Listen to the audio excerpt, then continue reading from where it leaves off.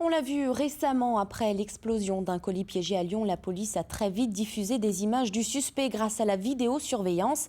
Largement répandue, l'Alsace n'échappe pas à cette évolution. D'ailleurs, les caméras de surveillance ne sont plus l'apanage des grandes métropoles. Des petites communes s'y mettent également. Voyez ce reportage signé Nadine Lee et Nicolas Meyer. À 500 mètres d'altitude, au bout de la vallée de Münster, il y a Metzeral. Un bourg d'1 millier d'habitants, une commune paisible qui sera bientôt équipée de caméras de vidéoprotection. Donc là, on a l'école, l'entrée de l'école. On a le crédit mutuel, le proxy. Donc on viendrait d'installer une caméra au niveau, voilà. Madame le maire veut avant tout sécuriser les écoles de la commune, qui accueillent depuis la rentrée les enfants des 2 villages voisins. Et dans ce petit bourg, elle n'hésite pas à invoquer le risque terroriste. C'est très probablement les différents événements, notamment terroristes, qui ont eu lieu aussi ces 3, 4, 5 dernières années, qui nous ont fait prendre conscience un petit peu de manière différente et qui nous ont dit qu'il vaut peut-être mieux prévenir que guérir. Avec l'expertise de la gendarmerie, 14 sites ont été identifiés pour implanter des caméras. Les images seront enregistrées et conservées quelques jours. Une vidéoprotection à usage principalement dissuasif. Je pense qu'il faudrait en mettre 2. Oui, je pense aussi. Ouais. C'était votre avis de départ aussi. On va mettre une là-bas, puis voilà, et une par là. Un projet à 150 000 €, dont la moitié devrait être subventionnée par l'État et le département. Un budget conséquent pour cette petite commune, mais elles sont de plus en plus nombreuses à faire le même choix. 163 communes sont aujourd'hui équipées en Alsace. Leur nombre a triplé en 5 ans. Mais pour quelle efficacité ? À Mulhouse, 200 caméras filment l'espace public. Au centre superviseur urbain, la surveillance est assurée 24 heures sur 24, 7 jours sur 7. Les opérateurs sont aux aguets, comportements suspects, bagarres, vols, incendies. Ils veillent aussi sur les patrouilles de terrain. Donc là, par exemple, vous avez une personne en ivresse publique et manifeste.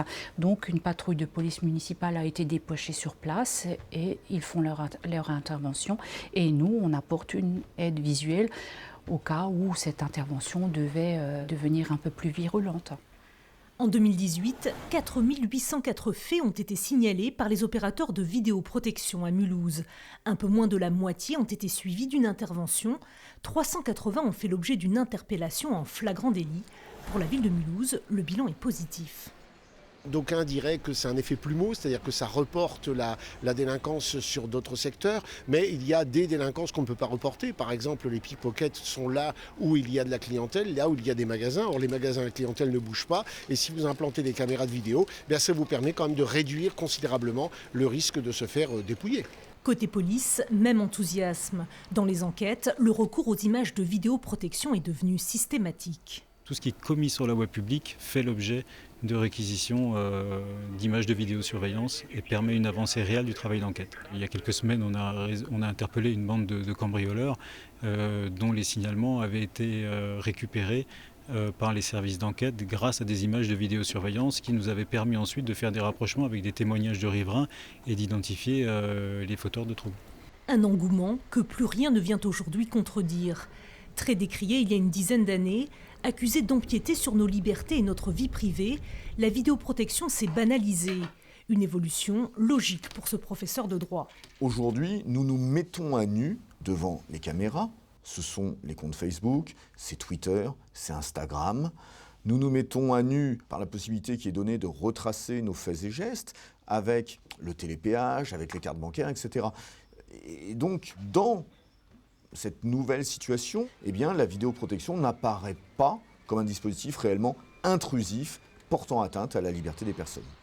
À Metzeral, le projet d'installer des caméras ne suscite aucune controverse, quelques doutes tout au plus sur son utilité, mais la plupart plébiscitent l'initiative. Je suis pour, oui. Pourquoi ? Parce que ça évite d'abord sans doute des agressions. Pourquoi pas ? Moi, ça ne me pose aucun problème. Toujours sécurisant de savoir qu'on est surveillé.